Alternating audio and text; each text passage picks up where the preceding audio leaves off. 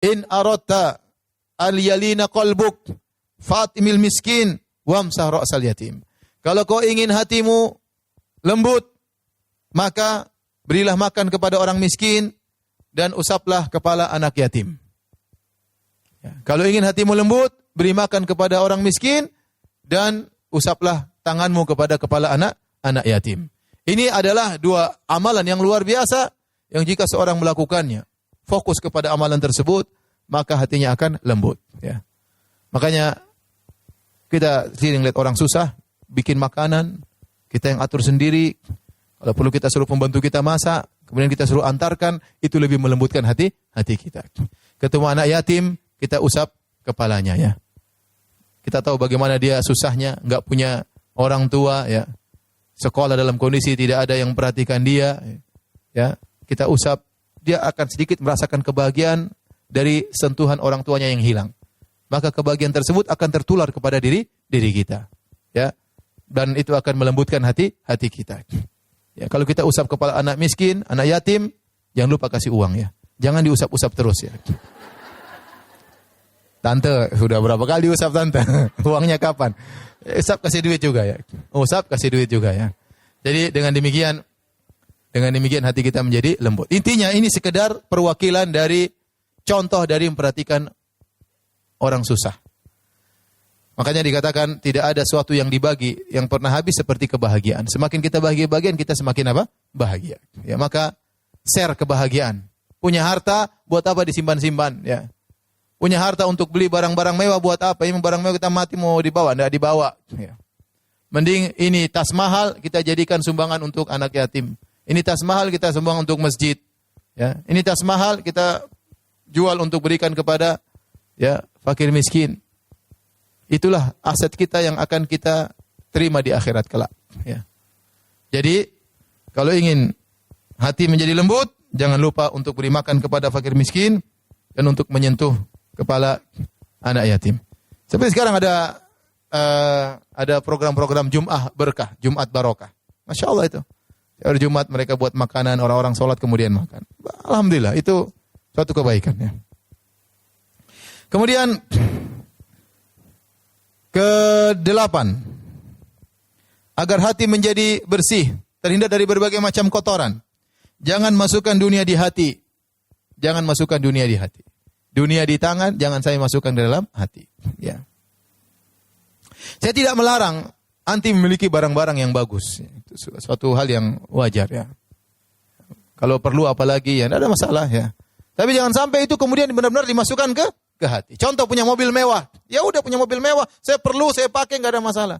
Tapi kalau kau goret sedikit, aduh marah ngamuk macam-macam. Ya, kayaknya hatinya teriris waktu ada yang gores apa?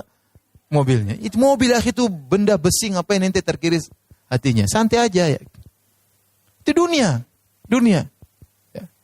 Maksudnya itu contoh bahwasanya dunia tersebut sudah masuk ke hati. Ada kawan saya bikin rumah, kemudian kolam renang, kemudian indoor dan macam-macam. Saya bilang ya akhi, jangan terlalu mewah-mewah nanti. Kalau terlalu mewah, kita mau mati tuh kayaknya gimana gitu. Ini sudah bangun bagus-bagus, saya mati, gimana rasanya? Tapi kalau biasa-biasanya meninggal ya sudahlah, ini buat keluarga, buat yang lain gak ada masalah. Maksudnya boleh kita punya dunia, tapi jangan terlalu yang perfect, jangan terlalu yang high class, jangan terlalu seperti itu buat kita rusak hati kita. Terus belum lagi kita tidak selamat dari kesombongan dan keangkuhan. Benar. Orang punya perkara barang-barang high class, itu tidak mau dia pasti sombong. Mau tidak mau. Kalau Nabi katakan dahulu, al-khuyala, wal kibar, fi ahlil khayl, kesombongan, keangkuhan berada pada pemilik-pemilik kuda. Kenapa orang punya kuda bangga-banggaan? Kuda saya besar, kuda saya ini gagah, kuda saya berlari cepat. Ada kesombongan, mau tidak mau dia akan terjadi demikian. Kecuali orang yang diselamatkan oleh Allah Subhanahu wa taala. Apalagi barang-barang mewah. Barang-barang mewah ya. Punya motor mewah ya. Buat apa beli motor mewah-mewah ya? Mau jalan di jalan ya. Motor Harley Dimension. Kemudian saya lihat orang bawa motor di jalan. Ya kita nggak tahu hati dia. Cuma saya sayang motor semahal itu. Kalau ada manfaatnya silakan. Anti mau punya pesawat. Ustadz saya beli pesawat untuk keluarga. Silakan bagus. Daripada campur ketemu pesawat yang pramugari ya. Sendiri rumah mobil pesawat sendiri pribadi, nggak ada masalah. Kalau perlu nggak ada masalah. Tapi coba punya motor besar, kemudian orangnya kecil, kemudian kalau lampu merah dia harus turun karena nggak bisa ini. Terus gagangnya begini. Ya capek bawa motor begini. Apa perlu silakan. Anti bisa jawab kalau dihisab oleh Allah silakan. Tapi saya katakan memiliki barang-barang yang high class, yang perfect itu pasti berpengaruh pada hati seorang. Mau tidak mau. Mau tidak mau. Ya. Maksud saya, udahlah. Buat apa kita bergaya-gaya dengan dunia akan kita tinggalkan. Saya tidak melarang anti punya mobil. Memang silakan perlu. Orang punya mobil besar, perlu nyaman silakan. Apalagi untuk safarnya apa. Tapi jangan masukkan kemana? Ke hati. Ibu punya tas bagus, oke lah. Tapi jangan berlebihan. Kalau berlebihan akhirnya masuk kemana? Ke hati. Mau tidak, itu tidak bisa. Kita manusia, lihat barang bagus, pasti masuk ke dalam apa? Hati. Tatkala sudah masuk ke hati, pikiran kita mulai dunia. Sudah, nanti sakratul maut gimana menghadapinya? Wallahu alam, saya nggak tahu. Ya. Punya saya tidak bukan berarti ibu suruh beli tas yang 20.000, enggak, maksud saya enggak. Yang wajar-wajar saja maksud saya. Oke, yang bagus, tapi jangan terlalu bagus. Jangan sampai kalau bagus tuh terlalu bagus pasti masuk ke hati. Mau tidak mau. Itu kita manusia lemah iman kita. Apa kata Nabi SAW? Mali walid dunya, innama mathali wa mathalud dunya, karakibin istadhalla tahta syajarah, thumma raha fatarakaha. Apa urusanku dengan dunia, kata Nabi SAW. Waktu ada orang bilang, ya Rasulullah, kenapa anda tidak mengganti kasur anda menjadi besar, menjadi begini? Lihat orang-orang kafir mereka di belum kemewahan. Kata Nabi, apa urusanku dengan dunia? Apa urusanku dengan dunia? Perumpamaanku dengan perumpamaan dunia seperti seorang yang sedang berjalan, kemudian mampir di bawah pohon sebentar, kemudian melanjutkan. Dunia itu pohon yang dia tinggalkan. Tidaklah kita kecuali hanyalah salah satu fase dari perjalanan kita yang panjang. Ini fase salah satu kehidupan, 60 tahun, 70 tahun, kemudian kita akan masuk dalam fase alam barzakh, entah berapa ribu tahun. Kemudian kita masuk dalam fase alam padang mahsyar 50.000 tahun, setelah itu surga atau neraka. Jangan kita terpedaya di fase yang singkat ini. Maka silakan punya dunia, ya. Ingatlah dunia itu tidak akan Anda bawa dalam alam barzakh. Ingatlah dunia yang Anda bawa tersebut, yang Anda miliki dunia ini semakin berat hisab Anda. Yakin hal tersebut. Kalau tidak dunia tersebut bukan karena Allah, maka itu malah petaka bagi Anda. Saya ulangi, kalau dunia yang Anda kumpulkan bukan karena Allah. Ustaz saya ini untuk membahagiakan ibu saya, Ustaz saya membahagiakan anak-anak, silakan, enggak ada masalah. Anti bisa jawab di hadapan Allah Subhanahu wa taala. Tapi kalau anti hanya sekedar mengumpulkan dunia, ya hanya untuk koleksi anak, koleksi sini supaya diakui oleh orang bahwasanya saya ibu sosialita, musibah nanti hari kiamat. Musibah ya. Ya, memperpanjang hisab, repot. Yang kecil-kecil aja nggak bisa jawab, apalagi yang mahal-mahal. Gimana jawabnya? Baik. Yang berikutnya, yang ke-9. Senantiasa menerima takdir Allah Subhanahu wa taala, sehingga senantiasa husnudzon kepada Allah Subhanahu wa taala. Allah berfirman dalam surat Taghabun, "Ma asaba min musibatin illa bi idznillah." Tidak ada satu musibah pun yang menimpa kecuali dengan izin Allah. "Wa man yu'min billahi yahdi qalbah." Barang siapa yang beriman kepada Allah, artinya menerima takdir Allah, yahdi qalbah, Allah akan beri hidayah kepada hatinya. Hatinya jadi bersih. Hatinya ditambah iman, hatinya penuh dengan keimanan. Wallahu bikulli syai'in alim. Allah Maha kuasa atas segala, maha mengetahui segala sesuatu. Ini di antara kiat yang paling kuat membuat seorang hatinya bersih, menerima dengan takdir Allah Subhanahu wa taala. Kita semua hidup dalam ujian. Saya sering sampaikan hal ini. Tidak ada yang tidak diuji. Laki, perempuan, kaya, miskin, tua, muda, semuanya diuji. Ada ujian yang akan Allah berikan kepada kita. Tapi kalau kita ya husnudzon kepada Allah, terima dengan semua takdir, maka hati kita akan menjadi bersih. Sudah qadarullah. Ini semua sudah tercatat 50.000 tahun sebelum Allah ciptakan langit dan bumi. Tidak mungkin kita menghindar. Ma asabaka lam yakun liyukhti'ak. Apa yang sudah Allah catat akan menimpamu, tidak akan lolos darimu. Wa ma akhta'aka lam yakun liyusibak. Apa yang Allah catat tidak akan mengenaimu, tidak bakalan mengenaimu.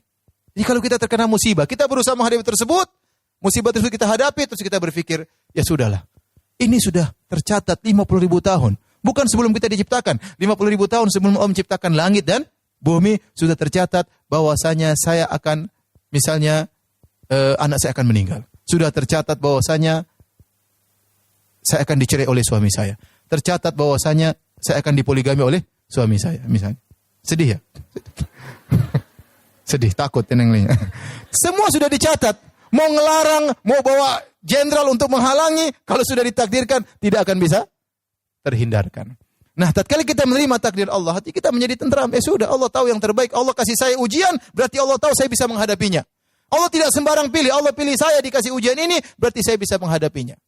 Insya Allah saya bisa menghadapinya. Kalau kita mengatakan tidak mau, Allah bisa kasih ujian lain yang belum tentu kita bisa hadapi.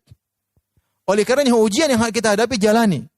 Pasrah. Serahkan kepada Allah. Pasti di baliknya ada hikmah yang luar biasa. Wa may yu'min billah, barang siapa yang pasrah, yahdi qalba, Allah akan tambah imannya dalam hatinya. Allah akan bersihkan hatinya.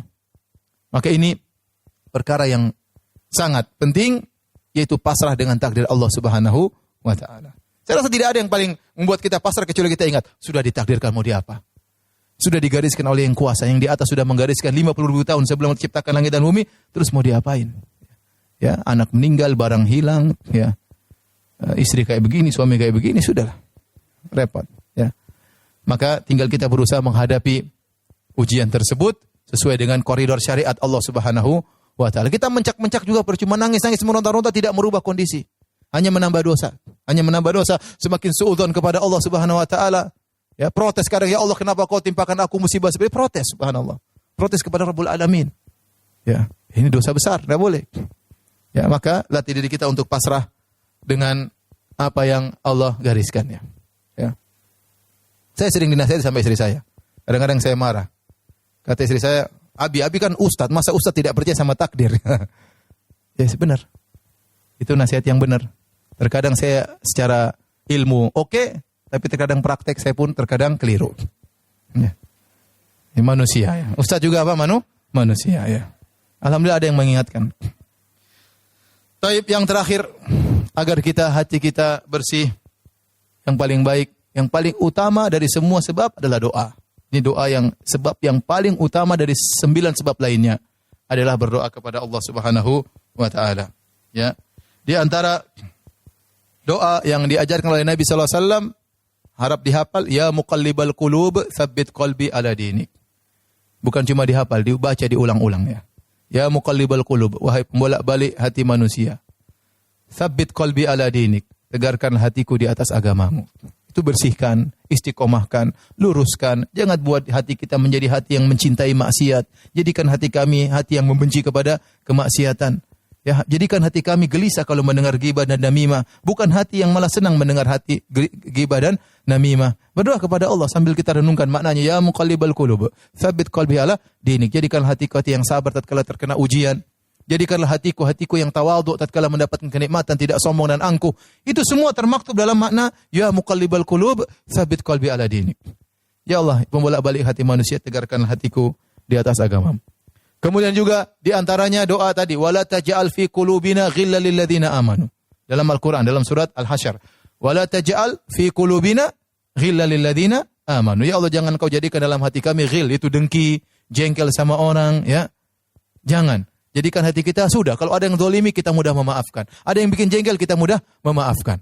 Wala taj'al fi qulubina ghillan lil ladzina amanu. Kita baca dalam Al-Qur'an, in rabbana innaka raufur rahim. Kita baca dalam sujud kita, dalam salat malam kita.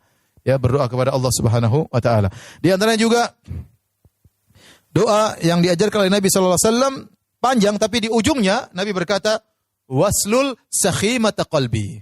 Cabutlah kotoran hatiku. Ini doa yang paling langsung pada pembahasan kita. Waslul sakhimata qalbi. Coba dihafal. Waslul sakhimata qalbi. Qalbi. Waslul, tahu waslul? WASL waslul itu artinya tarik, ya. Waslul sakhimata, sin kha ya ta, sakhimata qalbi. Waslul sakhimata qalbi. Kalau anti merasa lagi hasad, lagi dongkol, lagi jengkel, berdoa, waslul sakhimata qalbi. Ya Allah, cabut itu penyakit-penyakit hatiku, ya. Ibu-ibu, ini semua hanyalah teori, ya. Selanjutnya ibu harus mempraktekkan. Sejauh mana kita praktekkan teori-teori ini, sejauh itu pula hati kita akan bersih. Dan yakinlah bahwasanya hari kiamat kelak tidak bermanfaat penampilan kita, paras kita yang selalu kita bawa ke salon, tidak bermanfaat. Tidak bermanfaat tas kita yang mahal, ya. Tidak bermanfaat HP kita yang baru, tidak yang bermanfaat. Yang bermanfaat hanyalah hati yang bersih. Wallahu ta'ala alam bisawab. Kalau ada yang bertanya saya persilahkan.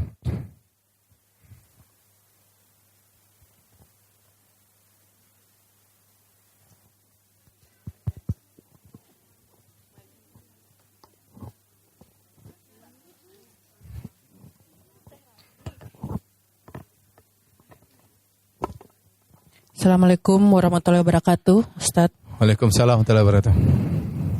Masya Allah ceramahnya hari ini.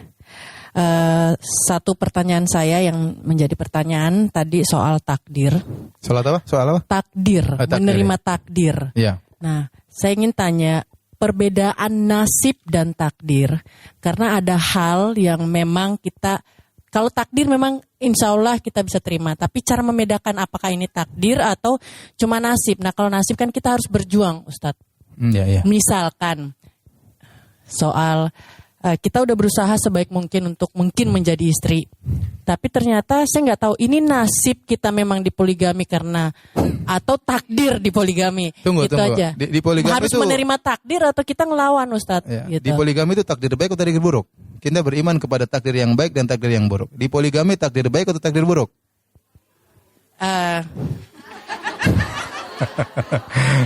Taib, saya ngerti pertanyaan. Itu oke. Jadi begini, sebenarnya itu istilah ya. Mau dikatakan nasib, mau dikatakan takdir, tapi yakinlah semua yang terjadi sudah digariskan. Yang timbul pertanyaan adalah bagaimana kita menghadapinya. Bukan berarti kalau kita ditakdirkan kemudian kita pasrah, enggak. Kita berusaha menjalani dengan yang baik. Contoh, saya ditakdirkan sakit. Bukan berarti saya pasrah, ya sudah mati nggak usah ke dokter, enggak. Saya ditakdirkan sakit dan saya harus menjalani sesuai syariat, yaitu berusaha berobat. Maka saya berusaha ya melakukan yang terbaik karena saya tidak tahu takdir berikutnya apa. Sekarang saya ditakdirkan sakit, apakah saya ditakdirkan berikutnya mati atau sehat, saya tidak tahu. Tapi saya sebagai orang yang sakit dianjurkan untuk apa? Berobat. Kata Nabi SAW, tadawaw, berobatlah wahai hamba-hamba Allah, wala tadawaw bil haram, jangan berobat dengan yang haram. Contoh sekarang saya ditakdirkan ternyata dipoligami. Suami saya tahu-tahu nikah istri kedua. Sudah, nggak bisa saya lawan. Ini sudah ditakdirkan. Tapi bagaimana? Apakah akan berlanjut poligami ini? Ataukah saya akan bahagia? Ataukah saya sengsara? Saya berusaha menjalani dengan yang terbaik. Saya mau sengsara, tiap hari ribut marahin suami saya, suruh ceraikan istri kedua misalnya, atau saya hadapi dengan tenang, dengan perjuangan, pahala terus mengalir dan saya pasrah dengan hal tersebut. Bukan berarti kemudian saya tunduk, ya. Saya tidak melakukan usaha untuk kebaikan saya, kebahagiaan dunia dan akhirat saya, enggak. Tetap berusaha menghadapi semua yang digariskan Allah dengan baik. Ya. Karena kita tidak tahu takdir berikutnya apa. Kita tidak tahu, ya. Kita tidak tahu takdir berikutnya. Jadi apapun ya, banyak mungkin ada yang dipoligami, mungkin dia susah menderita. Ada yang ternyata suaminya kurang ajar misalnya, tidak dipoligami tapi suaminya apa? Kurang ajar, sering main perempuan misalnya, sering jajan di luar. Ada suami yang mungkin sering nampar istrinya, ya. Dan macam-macam. Semua masing-masing punya takdir, punya ujian yang dihadapi. Ya. Caranya menghadapi, dia berusaha menghadapi dengan koridor syariat. Bagaimana seharusnya saya sebagai istri yang dipoligami? Sebagaimana saya harusnya sebagai istri kedua? Apa yang harus saya lakukan sebagai istri yang pertama menurut syariat? Karena saya mencari keridhaan Allah Subhanahu wa taala. Suami juga diingatkan, kamu harusnya bagaimana sebagai seorang suami yang baik. Kalau saya sedang diuji dengan sakit, seharusnya saya sebagai orang yang sakit bagaimana? Apakah saya ngeluh-ngeluh, saya marah-marah, atau saya berobat sambil bersabar? Itu semua ada koridor syariatnya. Jadi istilah takdir nasib saya sama saja. Ya. Kita bagaimana menghadapi ujian yang Allah berikan kepada kita.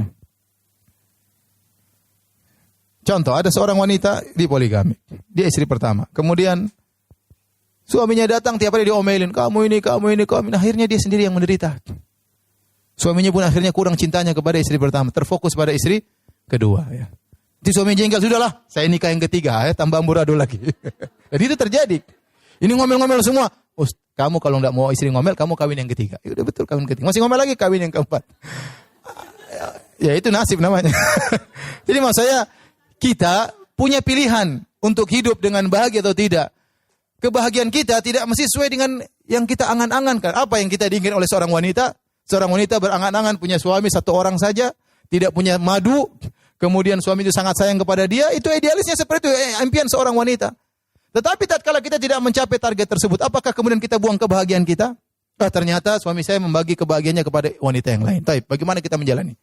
Mau hidup tiap hari menangis, ribut, bertengkar? Atau kita menjalani, sudahlah, saya terima, saya tetap melayani suami saya manfaatkan waktu kalau suami saya lagi sama istri yang kedua, saya bisa ngaji, saya bisa hafal Quran, saya bisa berzikir. Ya suami saya sudah biar saya lagi libur 3 hari, kamu sama istri yang lain. Ya, seperti itu. Tinggal kita bagaimana manage apa yang kita alami. Ini semua teori ibu-ibu ya, sabar. Intinya sabar. Saya katakan saya tidak tahu ada ujian terberat bagi seorang wanita seperti ujian di poligami. Tapi itu kejadian, mau diapain? Ya. Bukan pilihan kita berusaha, tapi takdir berbicara yang lain. Betapa sering kapal ingin kita labuhkan ke arah utara, ternyata anginnya ke arah selatan. Apa kemudian kita loncat bunuh diri dari kapal? Enggak, kita tetap berjalan meskipun terhambat, yang penting sampai. Tapi ada lagi yang bertanya? Jangan masalah poligami, yang lain lagi. Yang lain, silakan.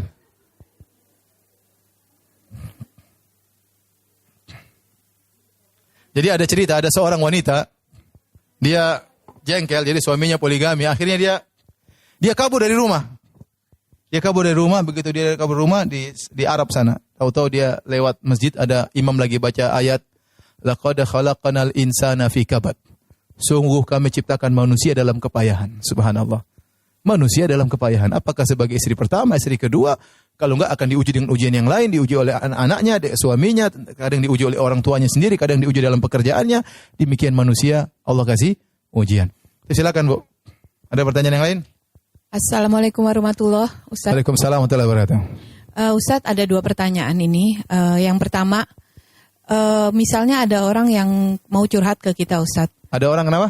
Mau curhat. Ya, terus? Ya, mau cerita lah ya, dia ada masalah karena dia butuh cerita. Tetapi di dalam curhatnya itu banyak menjelekan orang, Ustadz. Kalau kita stop, disangka kita nggak mau mendengarkan curhatnya, Ustadz. Saya yang tidak tahan mendengarkan dia menjelekan orangnya itu. Tapi bagaimana caranya sehingga dia tidak tersinggung dan kita tidak dipandang, tidak mau mendengarkan curhat gitu. Itu satu, Ustadz. Ya. Nomor 2, apakah takdir itu bisa dirubah dengan doa? Karena ada beberapa yang kami dengar mengatakan hal tersebut, Ustadz. Ya. Terima kasih, Ustadz. Assalamualaikum. Waalaikumsalam warahmatullahi wabarakatuh. Yang pertama, kita bisa kasih syarat. Orang itu datang mau curhat, kita bilang boleh, tapi tolong jangan sebut nama misalnya. Jangan sebut nama. Kecuali teman dekat kita memang sahabat, itu lain cerita, enggak apa. Tapi kalau orang datang kemudian saya bilang jangan sebut nama ya. Saya sampaikan saja, saya tidak kuat mendengar, nanti saya berburuk sangka sama mereka dan begini. Tolong jangan sebut nama. Kalau tidak bisa sebut nama, ya sudah, saya mohon maaf, saya belum bisa mendengar. Karena jangan kita akhirnya kasihan sama dia, akhirnya kita pun sengsara. Kita karena ingin menyenangkan hati dia, hati kita kotor, jangan. Ya. Ada orang mau gibah. Kalau kita nggak dengar gibahnya, nanti dia jengkel sama kita, nggak berteman. Ya sudah, biarin aja, cari masih teman banyak kok. Kalau dia mau cerita, kita bilang boleh kau cerita, tapi tolong jangan sebut nama. Saya dengar, mudah-mudahan saya bisa kasih apa? Masukan. Tapi itu ibu ini, aduh. Sudahlah, janganlah ya. Hidup cuma sekali. Telinga ini jangan buat dengar yang gitu-gitu ya. Kemudian akhirnya kita hati menjadi kotor. Jadi nasihati aja, kasih syarat boleh, tapi tolong jangan sebut-sebut apa? Nama, karena saya khawatir ini majelis gibah. Gitu aja, enggak apa-apa, enggak usah malu-malu. Dengan senyum, sampaikan dengan lembut. Insya Allah dia ngerti. Kalau dia nggak ngerti ya sudahlah. Dia nggak mau berteman, mau diblokir ya terserah, nggak ada masalah. Nggak ada masalah. Ada hal yang dimana kita bisa toleransi, ada hal kita tidak bisa toleransi, ya sudah, nggak ada masalah. Nggak mau ya nggak ada masalah. Adapun yang kedua, apakah takdir bisa merubah, doa bisa merubah takdir? La yaruddu al-qada ila doa. Kata Nabi SAW, tidak ada yang bisa merubah takdir seperti doa. Artinya doa itu bagian daripada takdir. Doa itu bagian daripada usaha. Kan kita tidak tahu takdir kita ke depan seperti apa. Ya. Kalau kita tahu, oh ternyata takdir saya gini, nggak mungkin kita rubah. Tapi kita tidak tahu takdir kita seperti apa. Maka di antara usaha untuk menjadi hasil yang baik adalah kita banyak berdoa. Di antara bentuk usaha adalah doa. Sama sekarang, saya tidak tahu takdir saya kenyang jam berapa. Tapi saya bisa berusaha, saya ingin kenyang jam 12. Ya saya makan jam 12. Dan saya kenyang jam 12 sudah ditakdirkan oleh Allah Subhanahu wa Ta'ala. Tapi saya bisa berusaha menuju ke situ. Dan saya tidak tahu bagaimana takdir saya. Ternyata saya berusaha, makanan belum masak. Masaknya jam 1. Berarti takdir saya kenyang jam 1 misalnya. Tapi saya ada usaha. Jadi takdir itu intinya bukan berarti membuat kita tidak berusaha menuju kebaikan. Kita berusaha. Karena kita tidak tahu ke depan takdirnya seperti apa yang akan dicatat bagi kita. Tidak ada yang tahu, itu rahasia Allah Subhanahu wa Ta'ala. Jangan sampai orang mengatakan, aduh, saya takdirnya miskin. Dia ente tahu dari mana? Apakah ente pernah naik ke Lauhul Mahfuz lihat fulan miskin, ente miskin? Ente kan enggak pernah. Yang ada yang mengatakan mungkin saya takdirnya di neraka. Dari mana ente tahu takdirnya di neraka? Apa ente pernah pergi ke langit lihat Lauhul Mahfuz? Paijo bin Paimin di neraka. Oh, berarti saya benar. Enggak ada yang tahu. Itu rahasia Allah Subhanahu wa Ta'ala. Yang bisa kita lakukan hanyalah apa? berusaha. Cuma apa faedah kita beriman kepada takdir?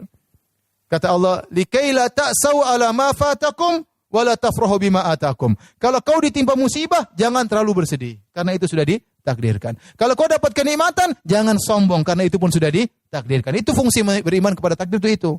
Kalau terkena musibah, jangan terlalu sedih. Kalau dapat kenikmatan, jangan apa? Sombong.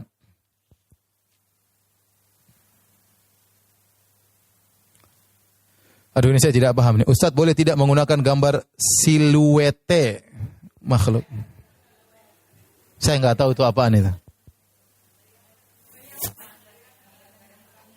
Mana gambar? Saya tidak tahu. Mana gambar?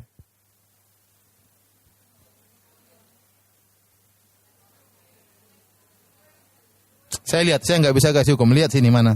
Coba pertanyaan yang lain sambil dicarikan siluetnya. Baru pertama seumur hidup saya dengar istilah ini ya, siluet. Ini istilah lagi booming kah?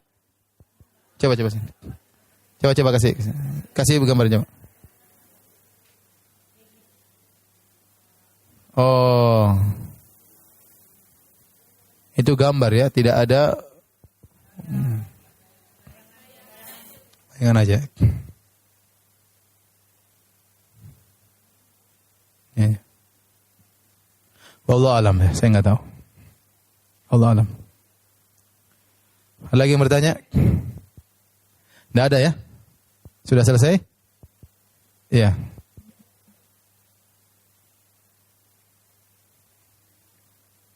Waalaikumsalam warahmatullahi wabarakatuh.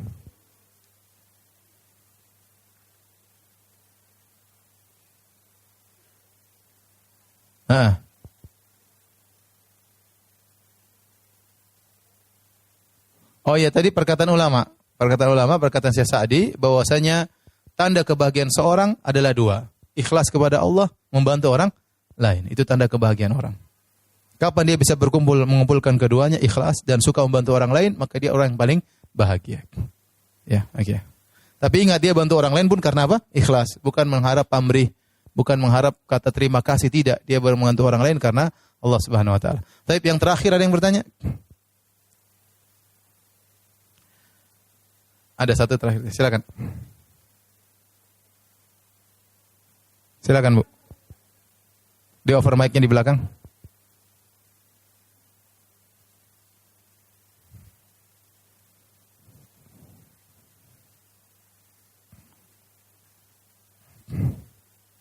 Silakan Bu. Bismillah, Assalamualaikum warahmatullahi wabarakatuh. Waalaikumsalam. Ustaz, terkait dengan gibah yang diperbolehkan, misalnya seperti orang Ulang kurang keras Bu. Terkait dengan gibah yang diperbolehkan, seperti orang itu bermaksiat dengan diam-diam atau dia berhutang untuk menghindari ada orang lain yang terkena akibat perbuatan dia. Itu sebatas mana kita dibolehkan untuk menyampaikannya dan jadi ada orang dia berbuat zalim, suka menipu banyak orang misalnya. Maka kita boleh menggibahi dia kepada orang-orang yang kita khawatirkan terkena jeratan dia. Ya, tidak semua kita sebarin, tidak. Misalnya orang itu tinggal di Jakarta Selatan dan dia sering datang ke pengajian. Ya sudah, kita yang hati-hati. Kita bilang hati-hati Ibu Fulana, saya lihat kau semakin dekat sama dia, hati-hati, dia begini. Maka enggak apa-apa. Karena kita mengingatkan keburukan dia. Jangan sampai kau muamalah dengan dia masalah duit. Karena dia begini, itu enggak ada masalah. Ya, tapi jangan terus di Facebook ya. Ya, kita hanya sebarkan kepada orang yang mungkin kira-kira bisa terkena dampak dia. Ya, kira-kira demikian. Demikian saja Ibu yang dirahmati Allah Subhanahu wa taala, semoga Ibu menjadi istri-istri yang solehah, bertakwa kepada Allah Subhanahu wa taala, dikumpulkan bersama suami di surganya kelak. Subhanakallah bihamdik asyhadu an la ilaha illa anta astaghfiruka wa atubu ilaik. Assalamualaikum warahmatullahi wabarakatuh.